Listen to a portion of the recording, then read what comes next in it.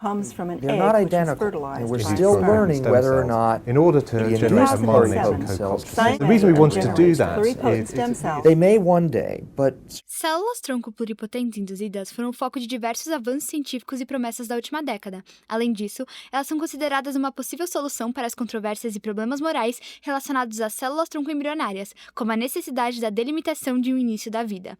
Com isso em mente, resolvi focar a minha iniciação científica nessas células e formulei a minha pergunta-problema: o que são células tronco pluripotentes induzidas e as suas diferentes aplicações na medicina atual.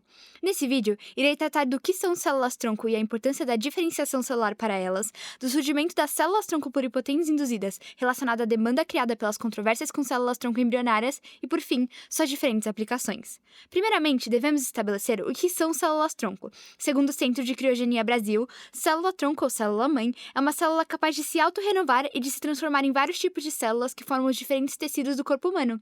Por isso, elas são capazes de regenerar órgãos e tecidos lesionados, promovendo a recuperação dos mesmos. As células tronco que têm diferentes origens são classificadas em grupos distintos, já que têm diferentes graus de diferenciação.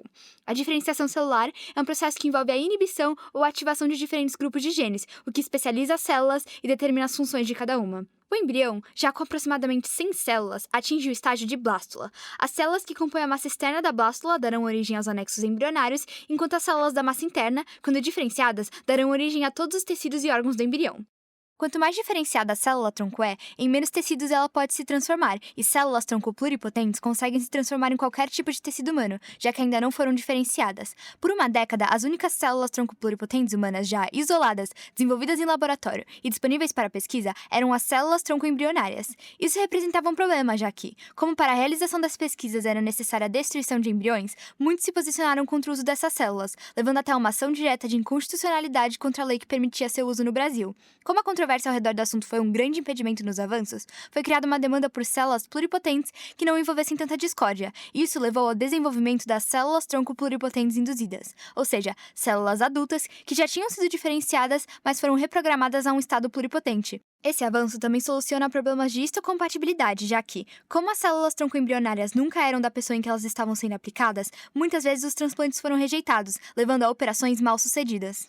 Para produzi-las, os pesquisadores pegaram células adultas, mais especificamente fibroblastos dérmicos, que são células da pele, e as trataram com os fatores de transcrição OCT3/4, SOX2, KLF4 e CMYC, que foram selecionados da lista de fatores necessários para manter a pluripotência em células tronco-embrionárias, e hoje em dia são chamados de fatores Yamanaka, o chefe da pesquisa.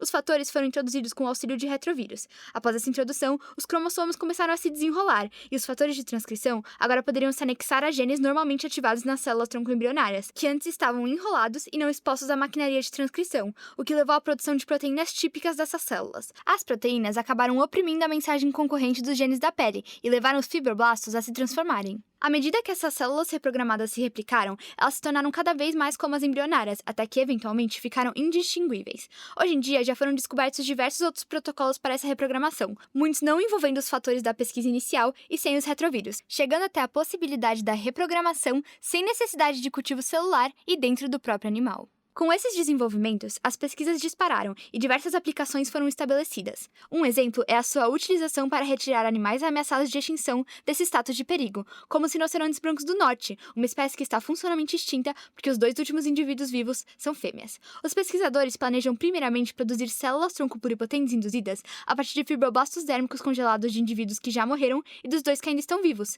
Essas células foram primeiramente geradas utilizando vetores lentivirais carregando os fatores de Yamanaka e, apesar desses vetores terem muitas vantagens, como sua capacidade de infectar células que não se dividem, integrar-se de forma eficiente no genoma do hospedeiro, transportar grandes transgenes e permitir sua expressão estável ao longo prazo, esses vetores não poderiam ser utilizados para fins de reprodução, porque seu uso causou tumores em camundongos. Apesar disso, com o passar dos anos foram desenvolvidos métodos para utilizar vetores de vírus de RNA não integrantes, ou seja, vírus cujo material genético não se transloca para o núcleo e se integra ao genoma do hospedeiro, mas sim permanece no citoplasma na forma epissomática cromossomal, diminuindo os riscos de danificações da informação genética. Isso resolveu o problema, e para produzir células-tronco pluripotentes dos rinocerontes, foi utilizado um kit que usa partículas do vírus não integrante Sendai para entregar os fatores de Yamanaka.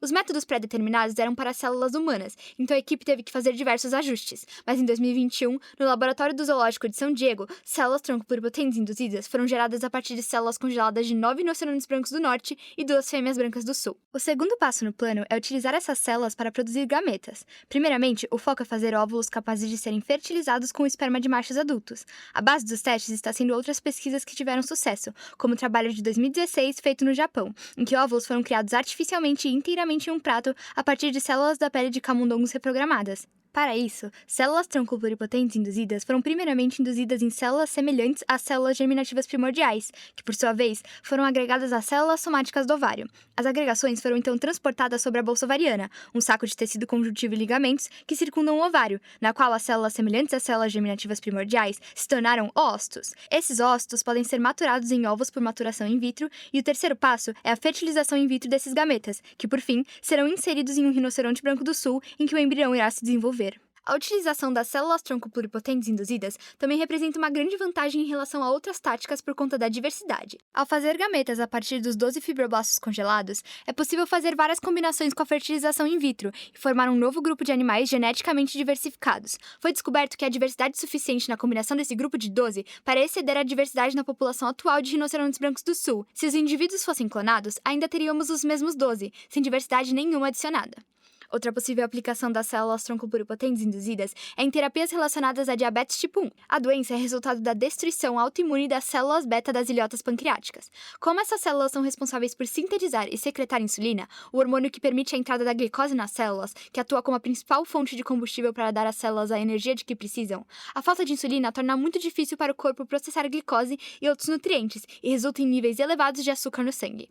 Indivíduos com essa condição são obrigados a ter monitoramento diário, incluindo vigilância em relação ao açúcar no sangue, os alimentos ingeridos e a quantidade de atividade física realizada, além de injeções diárias com insulina ou tratamento com infusão contínua através de uma bomba. Mas as células-tronco pluripotentes induzidas vêm se mostrando ferramentas extremamente promissoras no tratamento dessa condição. Primeiramente, devemos levar em conta que elas podem ser utilizadas para modelar a doença, o que é importante já que, ao permitir o exame da interação das células imunes e seus alvos celulares na diabetes tipo 1, podemos entender melhor as causas e consequências dessa condição autoimune. Além disso, um modelo que pode prever a rejeição de tecidos em pacientes com diabetes tipo 1 seria extremamente útil no desenvolvimento de novas terapias. Apesar disso, o que chamou mais atenção da comunidade científica foi o trabalho recente da empresa Vertex. A instituição desenvolveu a VX-880, uma terapia em que células beta das ilhotas do pâncreas são geradas a partir de células-tronco pluripotentes induzidas, introduzidas por meio de uma infusão na veia porta hepática, uma veia responsável por drenar sangue do sistema digestivo e de suas glândulas, levando-o para o fígado, onde as células beta permanecem e são cercadas por vasos sanguíneos. Essas novas células alojadas no fígado, então restauram a produção de insulina e o gerenciamento de níveis seguros e normais de açúcar no sangue, substituindo funcionalmente aquelas que foram danificadas no pâncreas do paciente. A VX-880 representa um grande avanço no tratamento da diabetes tipo 1, porque também torna mais acessível o tratamento da condição por meio de transplantes. Transplante de pâncreas ou um transplante dos aglomerados de células produtoras de insulina do pâncreas já foram testados, mas antes da VX-880, um doador de órgãos era necessário. Como há uma escassez de órgãos, essa abordagem era uma impossibilidade para a grande maioria com a doença. Apesar dos benefícios, essa terapia também possui desvantagens. Para evitar a rejeição do transplante, a terapia imunossupressora é necessária. Há uma discussão de se vale a pena o tratamento, levando em conta os riscos e benefícios de mudar um estado da doença para um estado de imunossupressão, com todos os seus efeitos colaterais. No entanto, Vertex já informou que está trabalhando em uma possível solução. A ideia é criar uma célula de ilhota encapsulada, que poderia permitir que o sangue e a insulina filtrem, ao mesmo tempo evitando o influxo de células imunes, tirando a necessidade da imunossupressão. As pesquisas ainda estão em andamento, mas os resultados até agora são promissores. O primeiro paciente tratado foi Brian Shelton. Ele tinha sido diagnosticado com diabetes tipo 1 há aproximadamente 40 anos. Era dependente de insulina exógena e recebeu metade da dose-alvo. Foram medidos, em vários intervalos desde o tratamento com VX-880 até o dia 90, os seguintes parâmetros. O peptídeo C, que é produzido quando a proinsulina se divide para formar ele e a insulina, e como os dois são produzidos na mesma velocidade, pode ser um marcador da produção de insulina.